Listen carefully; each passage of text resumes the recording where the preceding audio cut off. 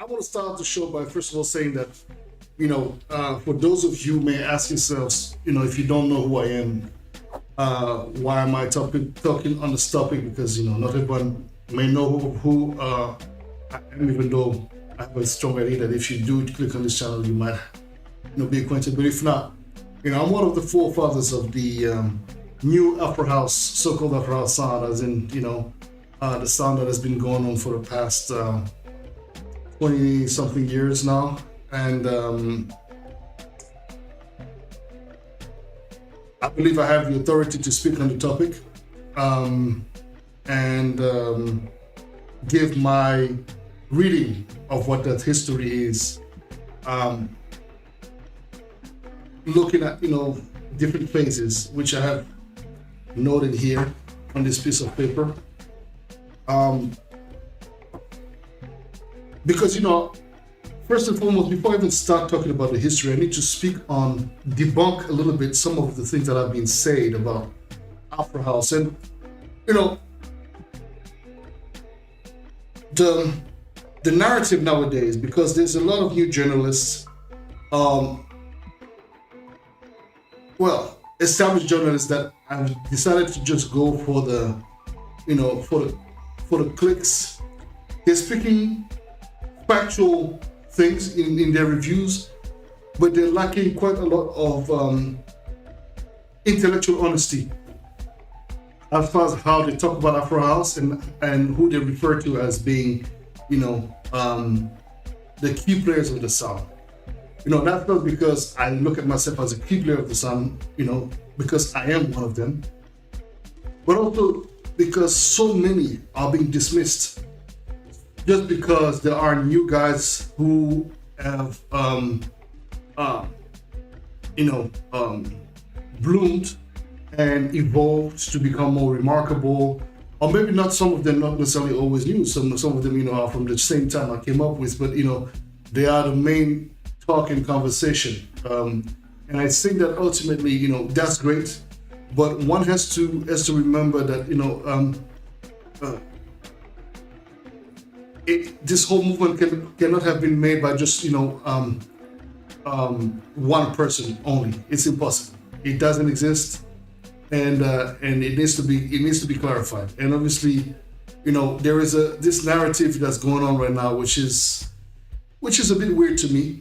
Which only pushes and speaks on one specific area of the continent, that is, South Africa, which has done quite a lot for house music.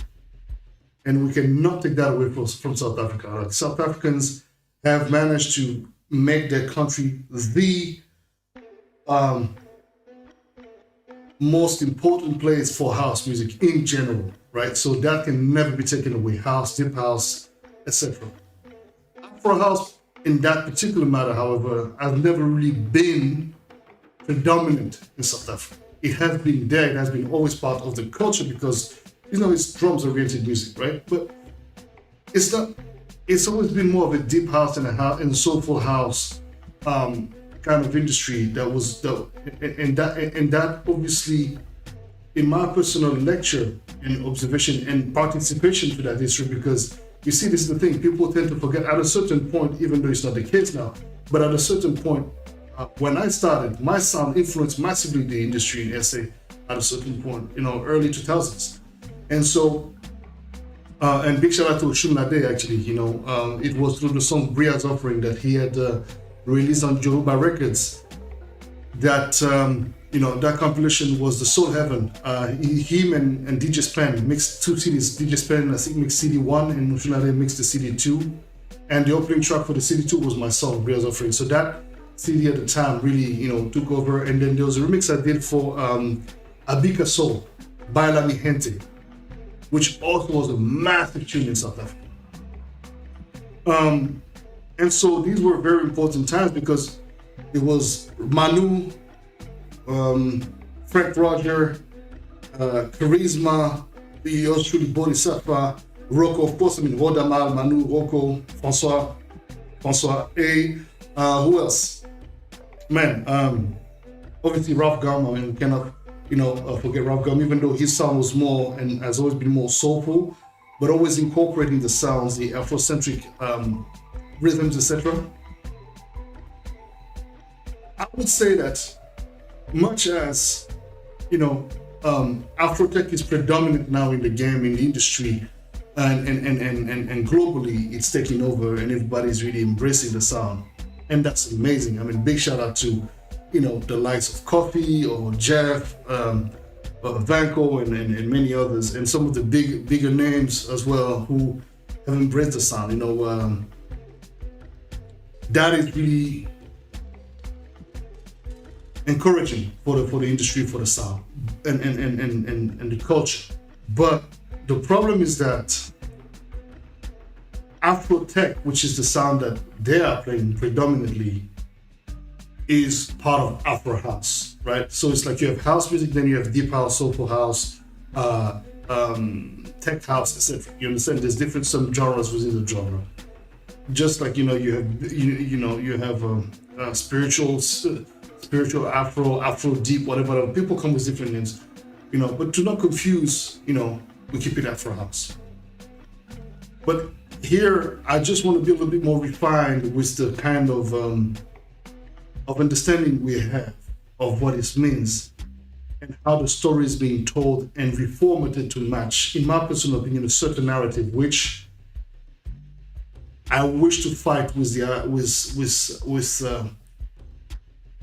most vigor, because you see, the story is always told by the ones who seem to be in control of the narrative. That's because somebody like myself and others never really decided to step into conversation, right? Either by lack of opportunities or by just lack of realizing that we actually could voice ourselves and speak the truth instead of saying it behind closed doors or within a small group of people. Well, here I have an opportunity. I have this medium. I have this platform that I can use to actually give a different perspective. And I always try to keep in mind the importance to always bring things as accurately as possible to the table, to avoid any confusion and to avoid any sort of criticism that can lead to, even though there's always going to be people saying something, and that's okay. I'm not here to try to please anybody, but to really be as accurate and as consistent with information I'm bringing as possible. And so the reason for today's show is really all about, giving you guys a bit of perspective and context as to what Afro House history is to me. So, and talking about that, just today, a friend of mine sent me an article written on this website called, I think, Grey Zone. Somebody wrote an article about Afro House and speaking about just how South Africa this, South Africa that. Yeah, well, let's be clear. Within the realm of Afrotech, yes. Within the realm of deep house, yes. Within the realm of house music, yes. South Africa definitely dominates the genre. So much so that they've taken, because and I can actually even tell you the moment when that shit changed and who was one of the key players in making that change happen. In my personal opinion, one of these players was at the time, but still is a guy called Pulo the Song. Pulo the Song, when he came in the game, he came with something that was not done the way he did it. And he's a guy that came way after us, but he inspired himself from the shit that we were doing and added his own twist to it. He added this cinematic feel to his music. And so when he was first signed to Inner Visions, which is a very important label in Germany, big shout out to Dixon and the whole crew, that set a precedent and really introduced Black Coffee, his label, Solistic Music, to which at the time Pulo the Song was signed to, and they gave the license of Pulo's music to Inner Visions, and that really in my personal opinion, was the trigger point, because the Berlin sound and these big DJs and producers, somebody like Dixon, for example, in that particular case, embraced that sound, embraced that musical identity, and co-signed it. That was the trigger point. Because if you listen back to, for example, that's just talking about South Africa here, and I'm going to go back to the chronological aspect, but I thought it was important to just add an element of history here, just regarding Afrotech. But don't worry, I'll deconfuse you if you are to be confused.